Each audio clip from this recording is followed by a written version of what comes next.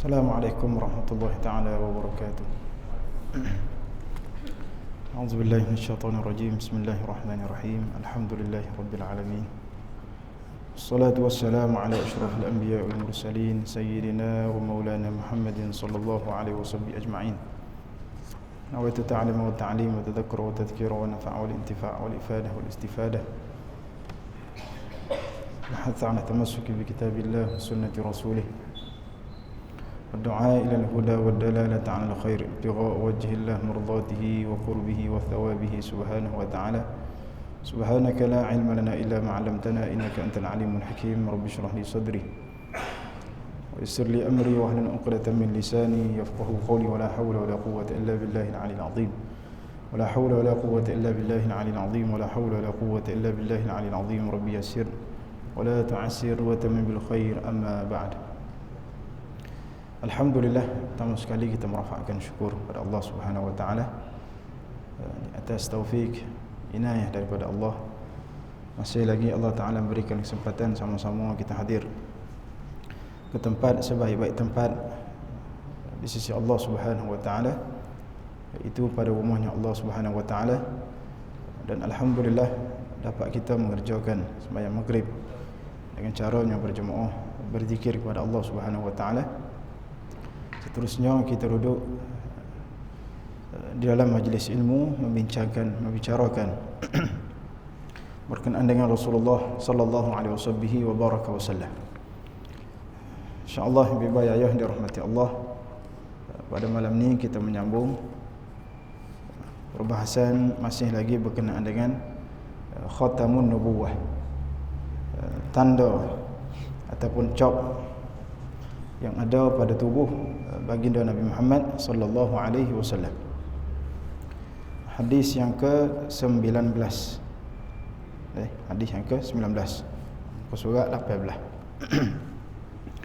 Bismillahirrahmanirrahim. Faqala musannifu rahimahullahu taala wa nafa'ana bihi wa bi'ulumihi fid darain. Amin ya rabbal alamin. Berkata al-Imam Tirmizi rahimahullahu taala dalam kitabnya Asy-Syama'il Al-Muhammadiyah pada hadis yang ke-19, wa bihi ilaihi qala haddatsana Ahmad bin Abdah al-Dhabi wa Ali bin Hujr wa ghairu wahid qalu haddatsana Isa bin Yunus an Umar bin Abdullah mawla Ghufrah qala haddatsani Ibrahim bin Muhammad bin walad Ali bin Abi Talib karramallahu wajhahu radhiyallahu anhu وعليه الصلاة والسلام قال كان علي إذا وصف رسول الله صلى الله عليه وبارك وسلم فذكر الحديث بطوله وقال بين كتفيه خاتم النبوة وهو خاتم النبيين.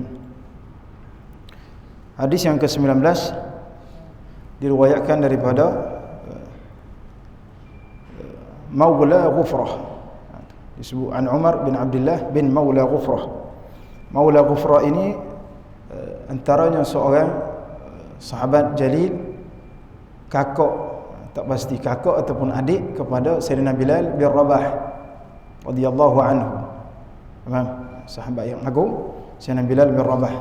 Maka adik-beradik dia disebut nama dia tu Maula Ghufrah. Dan diriwayatkan daripada Sayyidina Ali bin Abi Talib, Sayyidina Ali Muhammad Ibrahim bin Muhammad bin Ali, cucu kepada Sayyidina Ali bin Abi Talib radhiyallahu anhu.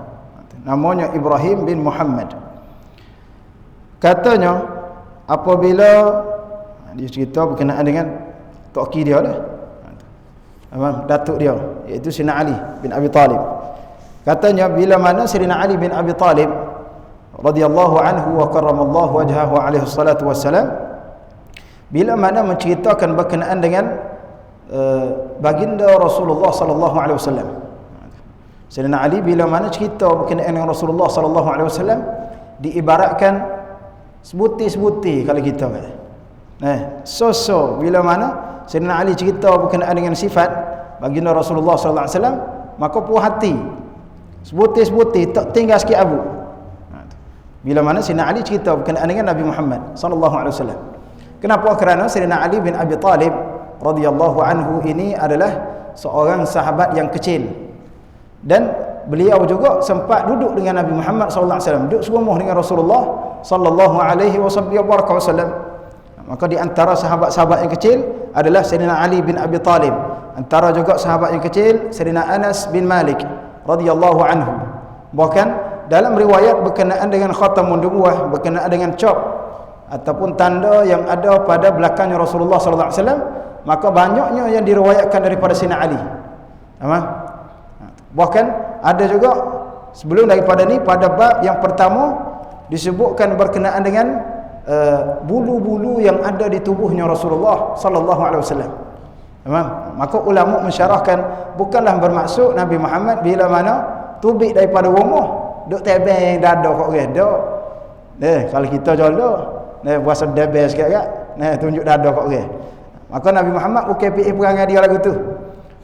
Lagu mana boleh sahabat-sahabat meriwayatkan sehingga bulu dada yang ada pada tubuhnya Rasulullah sallallahu alaihi wasallam? Maka ulama mensyarahkan bahawasanya yang meriwayatkan hadis berkenaan dengan bulu yang ada pada tubuhnya Nabi Muhammad sallallahu alaihi wasallam itu adalah sahabat yang duduk dengan Nabi Muhammad. Yang duduk sekali dengan Rasulullah, maka kemungkinan baginda Nabi Muhammad kadang-kala cak baju ke apa, maka ternampak akan bulu yang ada pada tubuhnya Rasulullah. Terus Sayyidina Ali bin Abi Talib meriwayatkan sekian-sekian berkenaan dengan apa bulu yang ada pada tubuhnya Rasulullah sallallahu alaihi wasallam. Dan Sayyidina Ali merupakan sahabat yang kecil yang mula-mula masuk Islam. Sahabat yang besar dari sudut lelakinya Sayyidina Abu Bakr As-Siddiq radhiyallahu anhu, disebut sebagai as-sabiqun al-awwalun, orang yang mula-mula memeluk agama Islam, mengucap dua kalimah syahadat dengan Rasulullah sallallahu alaihi wasallam. Sahabiah yang besar iaitu Sayyidatuna Khadijah binti Khuwailid radhiyallahu anha. Sahabat kecil pula Sayyidina Ali bin Abi Talib. Pula di antara di kalangan hambanya iaitu Sayyidina Zaid bin Harithah radhiyallahu anhu. Maka ada beberapa orang yang mana disebutkan, digelarkan orang yang mula-mula memeluk agama Islam. Maka katanya bila mana Sayyidina Ali bin Abi Talib radhiyallahu anhu menceritakan berkenaan dengan sifat Rasulullah sallallahu alaihi wasallam, maka beliau akan menceritakan panjang dan lebar. Ayat dasar ni, bila mana Sayyidina Ali kecek ataupun cerita berkenaan dengan Rasulullah sallallahu alaihi wasallam, maka dia akan cerita panjang dan lebar. Dan dia tak sebutlah gap dia dicerita so tu. Ini di antara fi'lul muhaddits. Ulama mensyarahkan bahawasanya boleh contoh kita menghafal akan hadis baginda Nabi Muhammad sallallahu alaihi wasallam yang panjang-panjang. Ataupun dia itu seorang yang hafiz ataupun seorang muhaddits. Dalam hadis dia berpuluh-puluh hadis, dalam kepala dia ada beratus-ratus hadis. Akan tetapi diberikan apa dia nak sebut satu-satu pengajaran, satu-satu nasihat, satu-satu cerita. Maka dia ambil daripada hadis baginda Rasulullah sallallahu alaihi wasallam. Akan tetapi dia tak baca habis hadis tu. Dia nak cerita apa yang nak cerita dalam hadis tu. Maka dia pergi kepada yang last sekali, ataupun dia pergi kepada poin terus. Maka dalam hadis ni sepatutnya panjang diceritakan apa yang diceritakan oleh Sayyidina Ali bin Abi Talib. Akan tetapi katanya Muhammad bin Ibrahim saat ni tak cerita, bahkan dia terus kepada poin. Seperti mana hadis berkenaan dengan kelebihan hadir majalisul ilm, fadilah ataupun kelebihan dalam majlis ilmu disebutkan dalam satu hadis yang panjang. Allah Subhanahu wa taala berdialog dengan malaikatnya Allah Subhanahu wa taala, dan kita sebutnya hak ngelas sekali tu iaitu disebutkan oleh Allah Subhanahu wa taala, hum la yashqa bihim jalisuhum. Kita nak ayat fadilat kelebihan majlis ilmu, maka tak sebut panjang tu, jela panjang buat apa. Allah Taala berdialog dengan malaikat Allah Subhanahu wa taala. Bahkan kita sebut bahawasanya ada dalam satu hadis tersebut disebutkan hum la yashqa bihim jalisuhum. Mereka yang hadir pada majlis ilmu, pada tempat-tempat pengajian, baik pengajian tersebut berkisar dengan akidah, baik pengajian tersebut berkisar dengan fiqh, baik pengajian tersebut berkisar dengan baginda Rasulullah, ala kulli hal ia adalah majalisul ilm. Akan tetapi bibayah yang dirahmati Allah Subhanahu wa taala, dalam apa hadis tersebut katanya malaikat, ya Allah, ada orang dalam majlis ilmu tu bukan niat dia itu tujuannya mari dengar, tujuannya yang lain. masjid betul lewat kambing malam tu. Oh, maka bos dia molek. Tak sama anak buat kita. Mari saji bak apa? Bak ada kambing, bak ada nasi minyak, ada nasi biryani contoh. Faham? Pas betul ada orang mengajar, pas pada murid antara murid dengan Isa. Makanya lepas Isa, maka duduk dulu Sementara lepas ni kita ngomongnya, tujuan asal dia, niat dia tu nak take darah kat gigi, contoh. Faham? Maka lagi mana? Disebutkan oleh malaikat, ya Allah, ada orang yang mana niat tu bukan kerana Allah, bukan niatnya untuk mari dengar, niatnya yang lain, ataupun nak jumpa dengan orang. Jumpa mana kita? Jumpa sejid tu jumpa situ pas jumpa gigi betul ada orang mengajar, betul ada majlis ilmu. Pas dia pun duduk dalam majlis tersebut, maka disebutkan hum la yashqa bihim jalisuhum. Mereka walaupun niatnya bukan kerana hadir majlis ilmu, bukannya niatnya kerana Allah Azza wa Jalla, tetap tidak tetap diberikan syafaat. Bermaksud tidak akan celaka orang yang hadir, orang yang duduk dalam majlis ilmu tersebut, walaupun bukan niatnya kerana Allah Subhanahu wa taala. Bermaksud dia boleh terpiah juga. Ramai-ramai hadir majlis ilmu tu, pas dia tu tak mari tu bukan niat mari dengar, tapi terpiah juga ke dia tu. Oleh sebab itu tak lebih hadir, sibuk setara mana kita, tak ada setara mana kita, mari dengar. Lepas pada ni gilah nak gimana ni. Akan tetapi kadang-kadang sibuk, tak ada nak mari ngori Isa ni, tak ada. Kalau lepas dia fardu ain dia tu alhamdulillah dah. Akan tetapi kadang-kadang tak lepas fardu ain pun, wa na'udzubillahi min dzalik, tak lepas dia dengan Allah Subhanahu wa taala, baik dari sudut akidah, baik dari sudut amal perbuatan dia, hukum hakam syarak.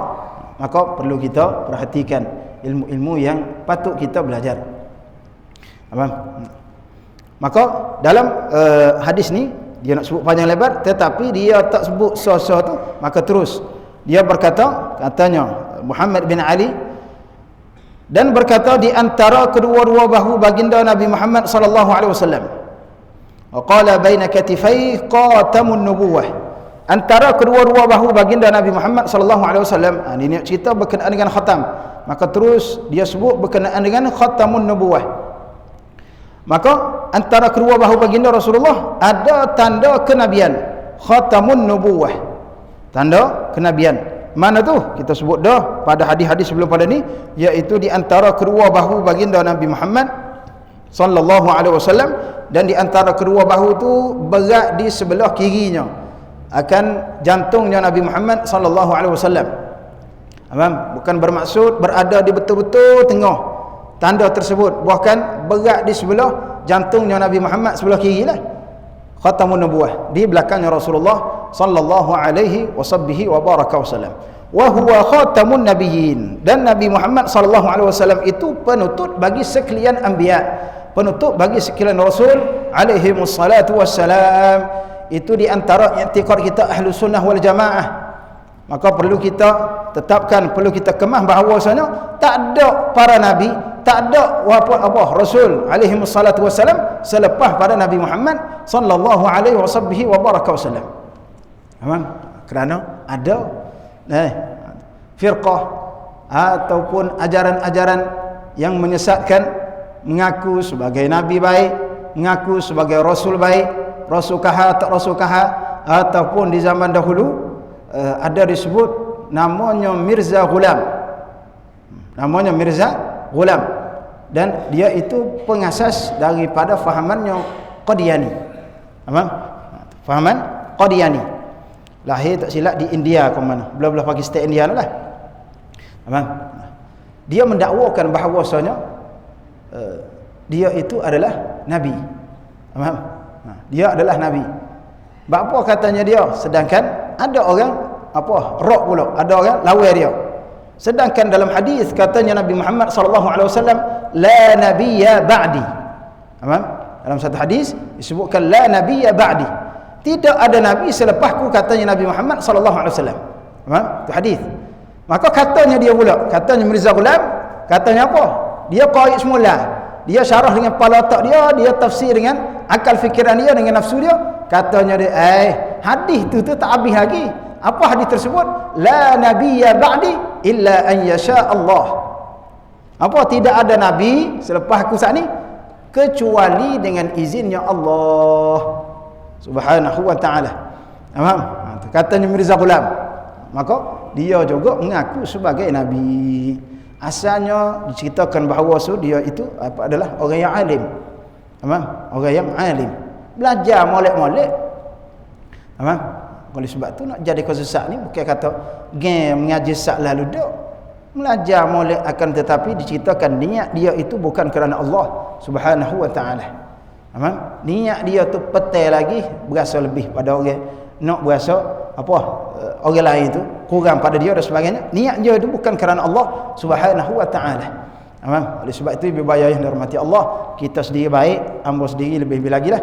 Maka walaupun kita mengajar dan juga belajar, niat kita semata-mata kerana Allah Subhanahu wa taala, dan juga kita nasihatkan kepada anak kita baik, pada cucu kita baik bila mana belajar, walau apa pelajaran yang dia ambil, bidang apa yang dia ambil, maka niatnya kerana Allah Subhanahu wa taala. Niatnya adalah untuk umat baginda Rasulullah sallallahu alaihi wasallam. Khidmat kita kepada umat baginda Nabi Muhammad sallallahu alaihi wasallam. Tu. Maka antara fahaman yang sesat ni, siapa? Mirza Ghulam, nama dia. Mirza Ghulam. Mirza Ghulam ni lama dah lah. Hidup pada tahun 1839. Sehingga meninggal dia 1908 meninggal dia. Faham? Antara i'tiqad, antara fahaman dia, pemikiran dia Mirza Ghulam, kita dah ambil sedikit poin-poin. Katanya Mirza Ghulam adalah Al-Masih yang dijanjikan. Faham? Al-Masih Nabi Isa seolahnya yang dijanjikan. Maksud Mirza Ghulam akan bangkit pada dekat-dekat nak kiamat esok-esok. Maka i'tiqad pokok dia dan meyakini bahawasanya Allah Subhanahu wa taala puasa dan juga melaksanakan as-salah, dan juga Allah Subhanahu wa taala juga tidur. Pas pula tidur pula dengan berdengkur pula. Kan? Kata tidur saja, dekur pula. Tak faham? Hatta para anbiya, para rasul alaihi wassalatu wassalam, khususiyah, keistimewaannya Nabi Muhammad sallallahu alaihi wasallam ibayah dirahmati Allah Subhanahu wa taala adalah para nabi, para rasul, walaupun mata dia katu, bapa tidur lah, tetapi hati dia tak pernah tidur. Hati dia itu tak pernah leka, tak pernah lara. Kita mata tak ada katuk lagi tapi duk kaya kat sida. Tak tahu kat mana dah, mengegar dah kena molek. Apatah lagi tidur balik malam tu tak abas selok kera dah.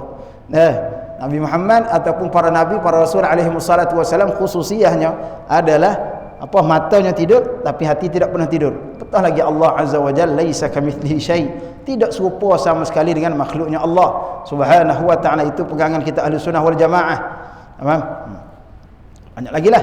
Di antara pahaman-pahaman yang meleweng, antaranya seperti ni, dia kata ada lagi para nabi. Siapa dia lah antaranya? Mirza Ghulam. Wa na'udzubillahi min dzalik. Mudah-mudahan Allah Subhanahu wa taala menjaga kita baik, menjaga anak kita baik, zuriat-zuriat kita baik daripada fahaman yang salah, daripada fahaman yang sesat, bukan daripada ahlu sunnah wal jamaah. Maka ala kulli hal bagaimana? Belajar, mengaji kemah molek. Tak pada dengan kita kata tak siang boh ajar sesat.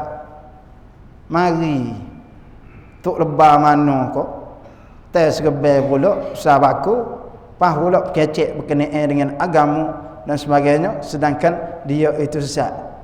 Kita tengok qazahir kadang-kadang, inilah murabbi, inilah guruku, inilah yang sebenar, panutan ambo dan sebagainya, sedangkan dia sesat. Apa sebab? Kerana asas tunjai itu tak kemah dah, asas tu tak kemah dah, goget dah. Maka mudah kita ditipu oleh seseorang ataupun ditipu oleh siapa-siapa yang dakwa dia sekian dan sebagainya. Maka ala kulli hal, benda yang paling utama adalah belajar, bahkan lebih-lebih lagi dalam bab akidah kenaan dengan tauhid ma'rifatullahi ta'ala. Bahkan dalam ilmu agama juga katanya ulama, iaitu ilmu akidah seafdal-afdal ilmu. Ilmu ni banyak, pas gapo ilmu hak wajib kena belajar? 3 ilmu tu secara umum. Tauhid, fiqhnya, tasawufnya. Faham? Dan dalam 3 ilmu tu apakah ilmu yang paling afdal? Katanya ulama adalah afdal ilmu adalah ilmu akidah. Ilmu tauhid, ma'rifatullah taala. Apa sebab? Kerana ilmu tersebut membawa dia supaya mengenal akan Allah Subhanahu wa taala. Bila mana orang mengenal Allah Subhanahu wa taala, maka oleh sebab itu dalam Al-Quran Allah Taala menyebut innama yakhshallah min ibadihil ulama. Allah Taala menyebut sesungguhnya para alim ulama lah orang yang paling takut dengan Allah Subhanahu wa taala. Apa sebab? Kerana dia tu kena bare, orang panggil kena Allah Azza wa Jal. Orang yang tidak mengenali seseorang, maka dia buat lebih kurang. Padahal dia duduk sebelah Tok Agung misal kata, sebelah Sultan, sebelah Tok Wakil, tetapi buat lebih kurang, kecek pun demo nak galah mana, demo nyawi Tok Sultan misal kata. Apa? Kerana dia tak kenal weh. Lepas tu baru ayat weh ti bahasa dak demo kenal dak siapa dia sebelah tu, Tok Agung misal kata, Sultan misal kata. Ya buat teh tak kenal kalau gitu. Bila mana orang itu tidak mengenal, maka dia buat lebih kurang.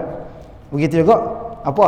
Kita tidak mengenal akan Allah Subhanahu wa taala, maka kita tidak meresapi, tak rasa bahawasanya keberadaannya Allah Subhanahu wa taala. Maka alim ulama, maka dia mengenal akan Allah Subhanahu wa taala.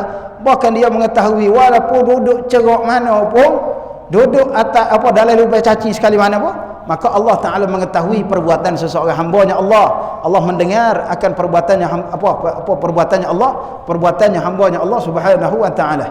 Aman. Maka mudah-mudahan Allah Subhanahu wa taala menjaga kita daripada fahaman yang sesat ini.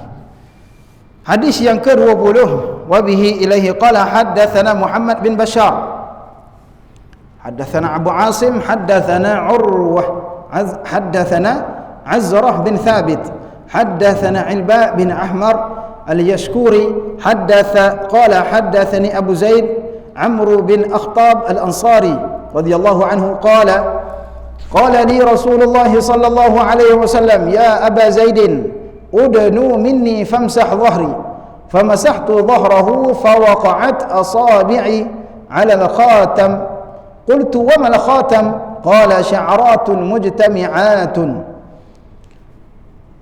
Telah diceritakan oleh Abu Zaid Amru bin Al-Akhtab Al-Ansari radhiyallahu anhu. Ini salah seorang daripada sahabatnya Nabi Muhammad sallallahu alaihi wasallam yang asalnya daripada Yaman. Abu Zaid Amru bin Akhtab Al-Ansari berasal daripada Hadramaut, Yaman. Aman.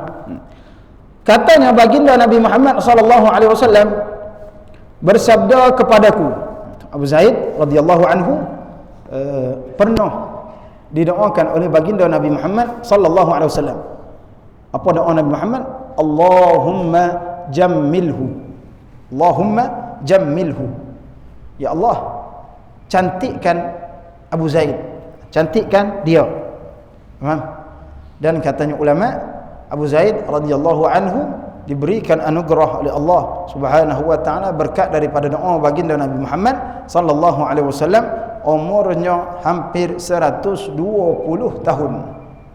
Umur Abu Zaid bin Amru Al-Akhtab Al-Ansari ni umur dia hampir 120 tahun. Berkat tak berkat didoakan oleh baginda Nabi Muhammad sallallahu alaihi wasallam.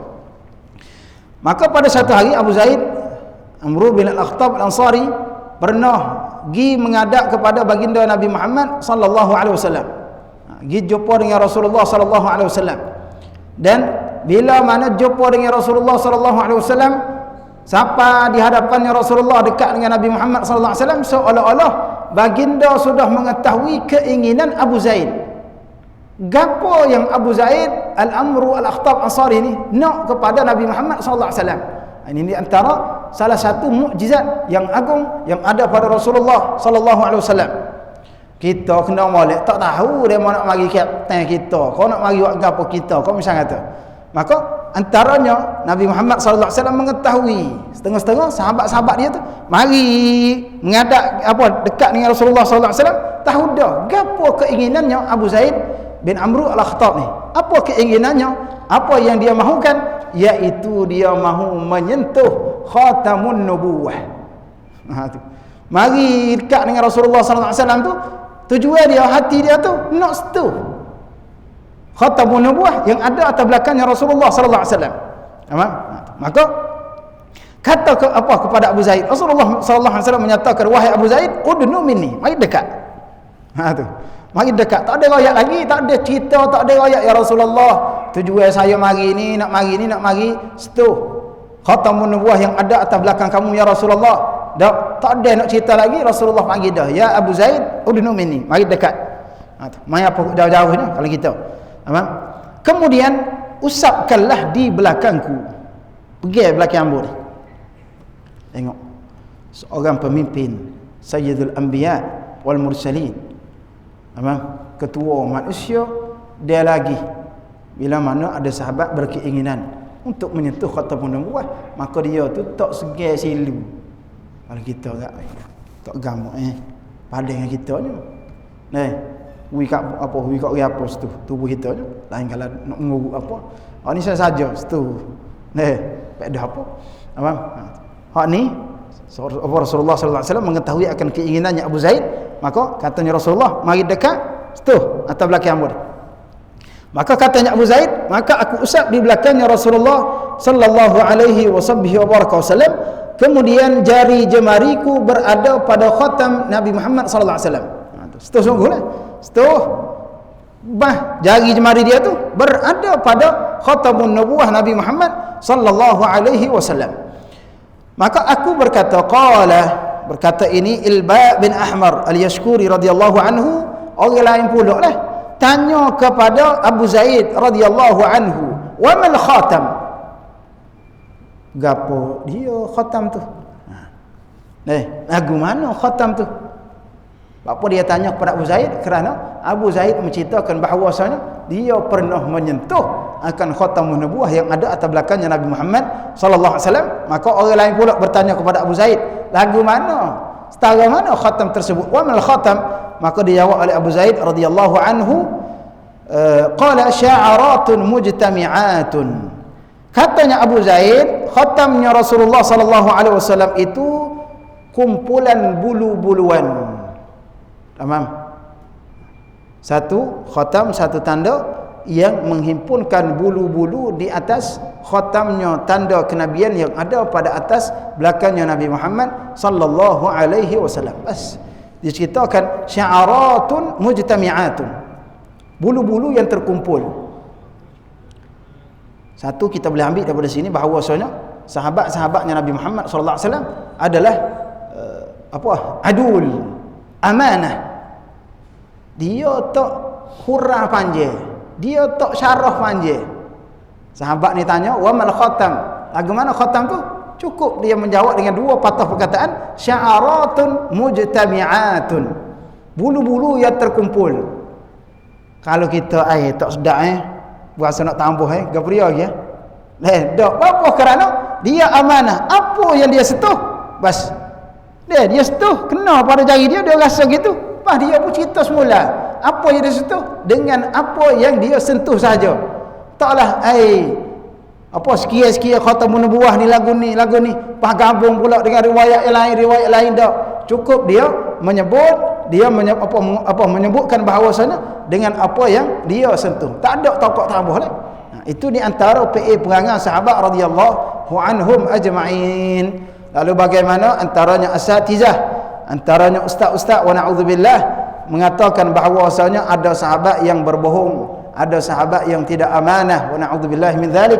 Ini perlu kita jaga adab dengan sahabatnya Rasulullah sallallahu alaihi wasallam, kerana Islam wujud, Islam tertegaknya pada tempat kita, pada seluruh dunia, antaranya jasa para sahabat radhiyallahu anhum ajma'in. Baca di antara kitab yang disusun oleh Maulana, tak silap Maulana Zakaria Kandahlawi rahimahullah ta'ala, dia cerita berkenaan dengan ceritanya sahabat-sahabat yang agung baginda Nabi Muhammad sallallahu alaihi wasallam. pengorbanan demi pengorbanan sahabatnya Rasulullah sallallahu alaihi wasallam. Maka antara sifat yang ada pada sahabat adalah adul, amanah dengan apa yang dia rasa. Cukup dia menyatakan bahawasanya sya'aratun mujtami'atun. Hadis yang seterusnya, wa bihi ilaihi qala haddatsana Abu Ammar Al-Husain bin Huraith Al-Khuzai haddatsana Ali bin Husain bin Waqid haddatsani Abi haddatsani Abdullah bin Buraidah qala sami'tu Abi Buraidah radhiyallahu anhu yaqul jaa Salman Al-Farisi radhiyallahu anhu ila Rasulillah sallallahu alaihi wasallam hina qadima al-Madinata bima'idatin 'alayha rutab fawada'a baina yaday Rasulillah sallallahu alaihi wasallam faqala ya Salman ma hadha faqala sadaqatun 'alayk wa 'ala ashabik faqala irfa'ha fa inna la na'kulu sadaqah qala farafa'ha faja'a al-ghada bimithlihi fawada'ahu بين يدي رسول الله صلى الله عليه وسلم فقال ما هذا يا سلمان فقال هدية لك فقال رسول الله صلى الله عليه وسلم لأصحابه ابسطوا ثم نظر إلى الخاتم على ظهر رسول الله صلى الله عليه وسلم فآمن به وكان لليهود فاشتراه رسول الله صلى الله عليه وسلم بكذا وكذا درهما على أن يغرس لهم نخلا فيعمل سلمان فيه حتى تطعم فغرس رسول الله صلى الله عليه وسلم النخل إلى نخلة واحدة غرسها عمر فحملت النخل من عامها ولم تحمل نخلة فقال رسول الله صلى الله عليه وسلم ما شأن هذه النخلة فقال عمر بن الخطاب رضي الله عنه يا رسول الله أنا غرستها فنزعها رسول الله صلى الله عليه وسلم فغرسها فحملت من عامها. Hadis panjang diriwayatkan daripada Abdullah bin Buraidah berkata, aku mendengar Abu Buraidah radhiyallahu anhu berkata, satu hari Sayyidina Salman Al-Farisi radhiyallahu anhu. Salman Al-Farisi merupakan sahabat yang jalil, sahabat yang agung baginda Rasulullah sallallahu alaihi wasallam, dan ia merupakan bukan daripada bangsanya Arab, bangsanya Parsi. Salman Al-Farisi. Itu menunjukkan bahawasanya kemuliaan itu tidak terletak pada bangsa Arab semata-mata. Sayyidina Bilal bukan daripada bangsa Arab, akan tetapi agung. Bahkan Nabi sallallahu alaihi wasallam mendengar tapak kaki Bilal bin Rabah radhiyallahu anhu dalam syurganya Allah Subhanahu wa taala. Dan sedikit manaqib, sedikit sejarah berkenaan Salman Al-Farisi radhiyallahu anhu ni, sebelum daripada memeluk agamanya Islam, dia sudah menganuti agama-agama yang lain banyak. Antaranya adalah agamanya Majusi. Bahkan dikatakan Salman Al-Farisi dia hijau-jung hidup api, kalau kita cucu api. Buat nyembah api tu, dia cucu api tu. Hampir puluhan tahun. Puluhan tahun kerja cucu api tu untuk buat nyembah. Agama Majusi. Salman Al-Farisi radhiyallahu anhu diberikan anugerah juga oleh Allah Subhanahu wa taala umur yang panjang. Umur yang panjang. Dalam riwayat menyatakan bahawasanya umur Sayyidina Salman Al-Farisi ada kata 200 tahun, ada kata 350 tahun. Siapa ni? Umur Sayyidina Salman Al-Farisi radhiyallahu anhu. Dan hadis ni nak cerita bila mana Salman Al-Farisi sudah memeluk belum lagi meluk agama Islam. Bahkan sebelum daripada dia datang ke Madinah, dia berjumpa last agama gatunya kamu, kalau kita agama tunya masuk, agama ni masuk. Last kali dia berjumpa dengan seorang padri, rahban. Dia berjumpa dengan seorang padri, maka padri itu menasihatkan kepada dia, bila awak jumpa dengan seorang lelaki yang mana ada tanda-tanda pada zahirnya, pada tubuhnya, pada seorang lelaki saat ni, maka kamu masuk Islam, beriman dengan dia. Tanda-tanda tu kita akan sebut lagi. Maka ada orang nasihat dia lah, ada orang yang pesan kepada Salman Al-Farisi, bila mana kamu berjumpa dengan seorang lelaki dan pula ada tanda-tanda pada lelaki saat ni, maka beriman dengan lelaki saat ni. Maka Salman Al-Farisi jumpa dengan Nabi Muhammad dalam hadis ni seolah-olah Nabi Muhammad nak test, nak tengok jolo ke tak jolo laki ni yang diberikan nasihat oleh padri saat ni, laki tersebut tanda-tanda sekian-sekian saat ni. Maka bila mana Salman Al-Farisi radhiyallahu anhu datang menemui baginda Rasulullah sallallahu alaihi wasallam ketika baginda tiba di Madinatul Munawwarah, maka bila mana di Madinatul Munawwarah, Sayyidina Salman Al-Farisi radhiyallahu anhu membawa satu hidangan. Dalam hidangan tersebut macam-macam jenis makanan, tetapi disyarahkan ulama paling banyak sekali makanan yang ada dalam hidangan tersebut adalah rutab. Apa? Rutab ni buah tamar yang masih belum kering lagi. Kita hak makan beli gali hidayah, beli mana-mana wak buka puasa, wak menyahu tu adalah tamar. Hak sudah kering dah. Faham? Ada pun rutab tu yang masih basah-basah lagi. Faham? Kalau pergi ke Tanah Arab, kalau pergi ke Mekah boleh terahlah. Basah lagi, ya kelak-kelak gitu. Mani-mani kelak gitu. Itu dipanggil sebagai rutab. Faham? Masih lagi basah. Maka dibawa satu hidangan, kalau kita agak stalek cek, pergi bawa jumpa dengan Nabi Muhammad sallallahu alaihi wasallam. Faham? Dan bila mana jumpa dengan Nabi Muhammad, bawa di hadapannya Rasulullah sallallahu alaihi wasallam, maka Rasulullah menanyakan kepada Salman, "Ma hadza?"